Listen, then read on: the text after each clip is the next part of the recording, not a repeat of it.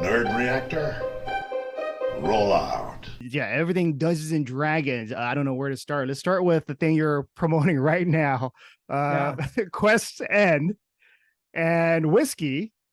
And so when I heard about this, like whiskey, party, adventure, I feel like it's very fitting. So where was the idea for that? Like the conception? Yeah. I started a company 5 years ago called Beetle and Grimm's, which produced Faster Perform Kill Kill, which is the show I think we're going to talk about in a second. But the so we I was building this company over the last 5 years and realized that there's real value in creating something for sort of a quote unquote niche community. Niche, it's a $2.2 billion a year industry, but like when people think of D&D players and gamers, they're like, oh, those weirdos on the outside. And the reality is that there's a lot more of us than people expect. And so I was building Beano and Grams, and my partner, Justin, he was like, wait a sec, I have a friend of mine building a whiskey company that's a super high-end whiskey company going direct to customer. So we're going direct to customer on Beano and Grams side. They're going direct to customer on the whiskey side. Like, what if we combine those two things and built a premium sort of D&D whiskey? And that started a company called Find Familiar Spirits. And basically what we do as a company is we find fandoms that we're excited about, that we understand, that we know and are passionate about, and then build premium spirit experiences around those fandoms. So this is the first foray. It's Quest End Whiskey. Each drop is a character on an ongoing saga.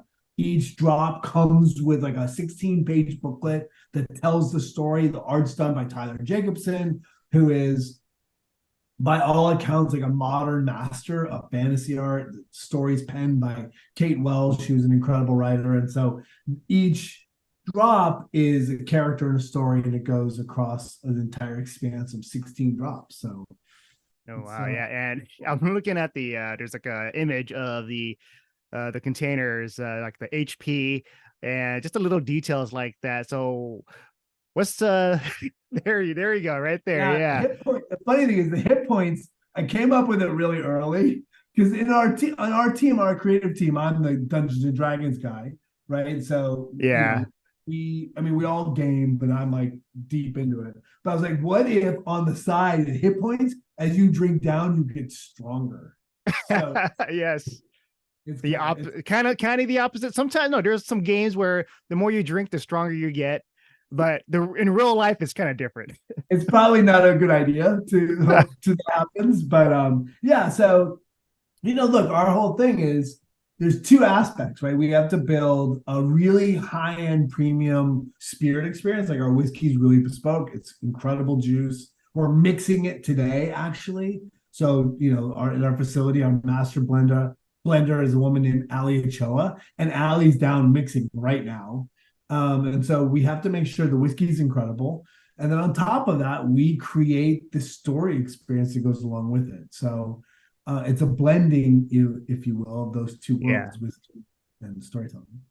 And with this is just like the first part, right? Because you were the one you're having. That's the first one is the Paladin, and then you're gonna have the other stuff like the Rogue, etc. And there's gonna be more after that. Yeah. So there's first four are Paladin, Rogue, Warlock, and Dragon. We end on Dragon. And then that story continues. I mean, the plan as of right now is to go through 16 different bottles. That's Oh wow. 16 different chapters of the story. Each bottle's different. Each bottle is a whiskey that's curated for that character. So Paladin is, it's specifically built for her, who she is. We open up the story with Saren, who her name's Saren of the Pit, and she's a gladiator. She's a paladin gladiator of the god Insa, which is a god that we created. And in the world, she's fighting in a life and death battle with the combatant. If she wins her freedom. So that's where we sort of open up the story. And as we go through, it's on that journey with her. Each bottle has like this shield. And so for Paladin, that's her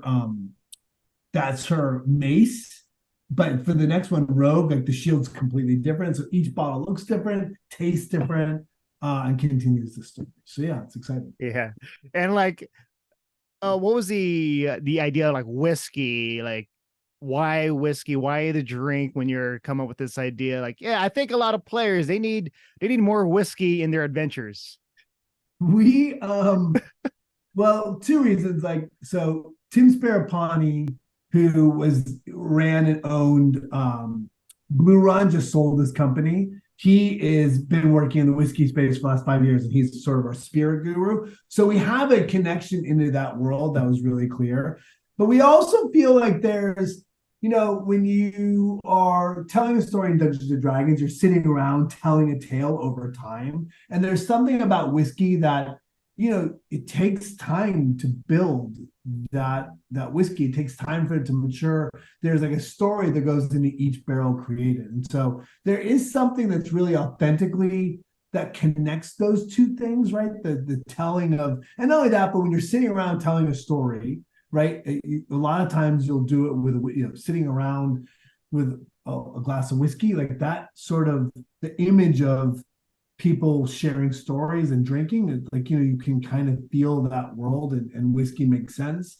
And same with Dungeons and Dragons. I just think that there's something about the storytelling, the time it takes to do it well, and sort of, I don't know, it just seemed to make sense, to be honest.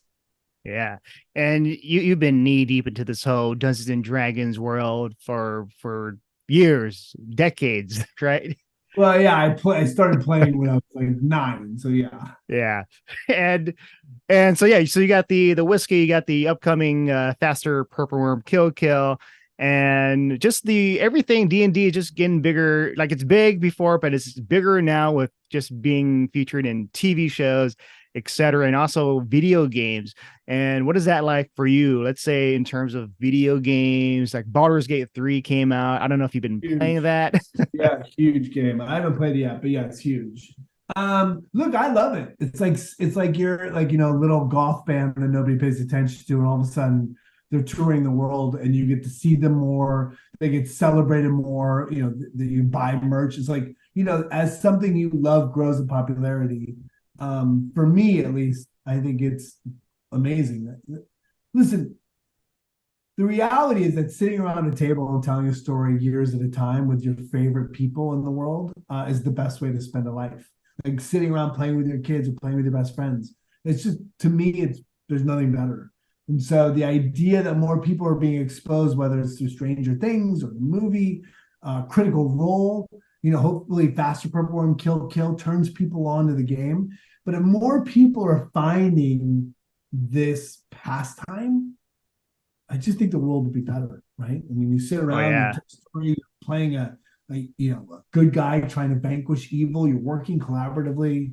All those things are good. Yeah. And with the faster purple kill, a very different take, because the premise is what they have an hour to do the mission, and then in the end they die.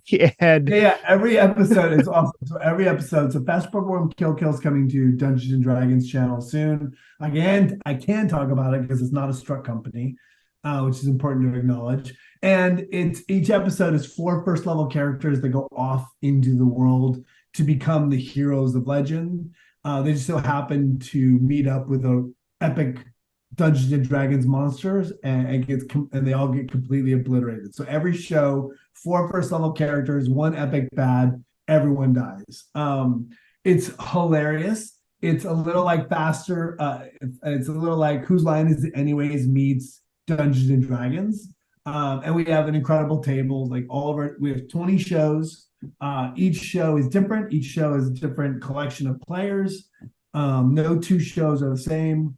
And I think when people see it, they're gonna fall in love with the show. It's funny, it's fast, they're oddly emotional and sentimental at times, and we're super proud of them, and we can't wait for people to find them. And was this filmed in front of a live audience? It is, yeah, like 15 people at a time. We like literally, it was one of those things that we fought for. We kept saying is we played it live. We played it live at a place in Burbank called Guildhall. It's a bar. And the first game we played, we had like 7 people in like this little circle, and we were playing. And we had 8 weeks stand at the Guildhall. And by the end, we were sold out, standing room only, and it was a packed crowd. And so the show plays best when it's live.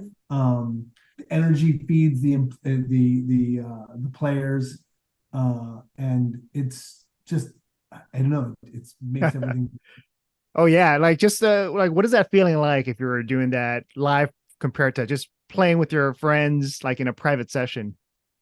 Well, it's, listen, it's fast. You have a live accompaniment. So that's totally different. And listen, when you're playing with your friends and you're playing for years on years, the last thing you want to see happen is your character die. And there's like a freedom to it because your character's going to die. There's something about it that everyone can kind of relax and have a blast. Um, and listen, when you see people having fun sitting around a table, it makes you want to play, right? It's like you're drawn to people having fun. And that's the great thing I think about the show. I think the show um, is going to be a love letter to playing games, not only Dungeons and Dragons, but all games, all TTRPG games, all board games. Like, you forget how fun it is to spend time with other people and tell stories. Oh yeah. And I just love the fact that when you're doing these things, you're bringing these worlds because you're actually helping out too, other than like the other shows and all that. You're doing this with the whiskey, and then you're doing this with the show, and also with the company, Beatles and Grimm. So what is that like? What was that inside you? Is like I want to try to bring this world to as many people as possible. Yeah, it is that. Look, I've been an actor since I was a kid, right? Whatever you were doing in high school, I was in acting. Like, right, there are athletes out there, or if you were good at math, I was good at one thing. So, for me at 53 years old, doing the same thing my entire life, has been a blessing and a curse because you're like, you know, you you work you it's hard to get a job. It's hard to spend time working, right? You're waiting for Hollywood to say yes. And so with Beetle and Grimm's, with Quest End and Find Familiar Spirits, like, the idea is that I've been able to take what I'm passionate about and create opportunities for myself to work, to like create things I think the community is going to love, and build things that I'm proud of, right? And that is a gift, right? Having spent most of my life waiting for somebody to say yes, you can do what you love most, is a pretty brutal way to spend life. So to be able to control this, to be able to build something, to be able to speak authentically to the community I love, has been really awesome. Oh yeah.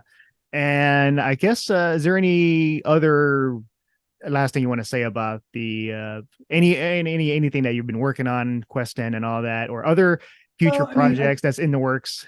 yeah, listen, I have a big movie coming out, which I can't talk about, which I'm excited for. But I think at the end of the day, like, sign up at the waiting list. We have 40,000 people already on the waiting list for 5,000 bottles. I think that we're going to be doing a lot other stuff. We're going to be doing other fandoms, right? So I think that there are like we're doing a lot of cool shit. So, the best thing to do is go to questendwhiskey.com, sign up early for the email address, for the email early access, and just follow us because I think that this is the beginning of a lot of cool things. And so I'm excited about that. I think that, at the end of this time next year, we're going to have like multiple things that are going to be, if you're into sort of funky fandoms, we'll hopefully be touching base.